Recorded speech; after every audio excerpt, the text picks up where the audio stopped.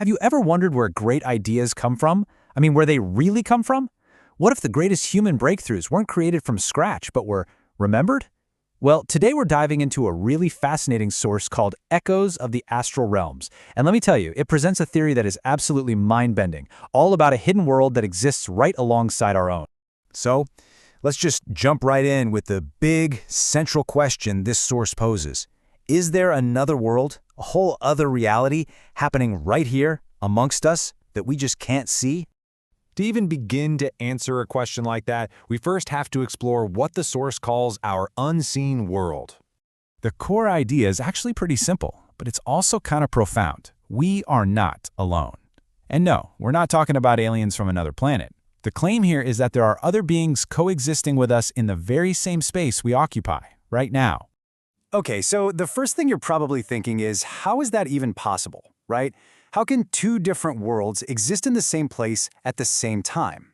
Well, the source explains it with this concept of different levels, same place.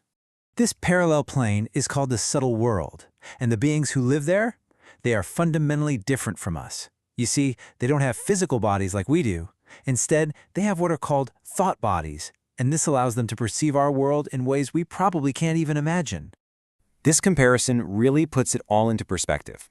Look at this. We can't see them at all, but they can see and hear us perfectly.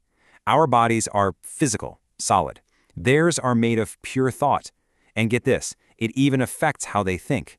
For us, thinking is a process. It takes time. But for them, it's an instantaneous grasp of an idea. They just know. So if they're right here and can see everything we're doing, the next massive question is, do they get involved?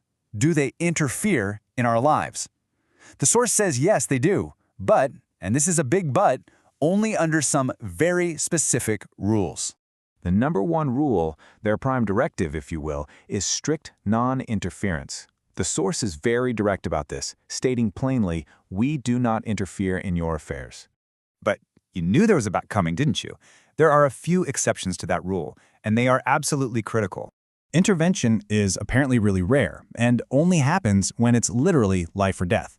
We're talking about saving someone's life when it's absolutely necessary, or maybe inspiring someone to change course to avoid a terrible danger they have no idea is coming.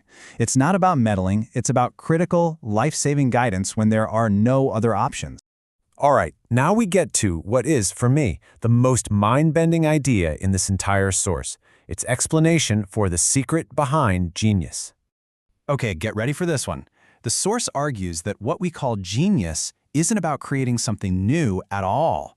It's about remembering knowledge that already exists in that subtle world. And who are these messengers of knowledge, these people who are remembering? Well, according to the source, they are some of humanity's greatest minds, our scientists, our writers, our artists, and our musicians. The source uses Einstein as a prime example, claiming that he actually chose to come to our world with this vast knowledge already stored in the subconscious. His genius, then, was simply the process of reawakening what he, on some level, already knew. And it's a similar idea for literature. The theory goes that the greatest authors have already studied and perfected their works in the subtle world. They come here simply to transcribe those stories, to write them down for the rest of us. For music, the idea is even grander. It suggests that musical geniuses are tapping into a vast, cosmic library of melodies from the other side, music that the source claims is far superior and sweeter than anything we on Earth have ever heard. So, what does all this mean? Where does this leave us? The source concludes with a really humbling thought, that all of our knowledge, everything we've ever discovered, is just an echo of an ocean of knowledge. And to put a number on that, which is just wild, the claim is that all of humanity's knowledge combined adds up to less than 1/100,000th of the total knowledge that's actually out there in the universe. Just let that sink in for a second. This all leads up to what might be the most provocative statement of all. It says flat out, those in the subtle world are the ones who run the physical world. And that leaves us with a lingering, pretty heavy question to chew on, doesn't it? If any of this has even a shred of truth to it, are our greatest thoughts and our most brilliant ideas truly our own? Something to think about. That's all for this explainer. We'll see you next time.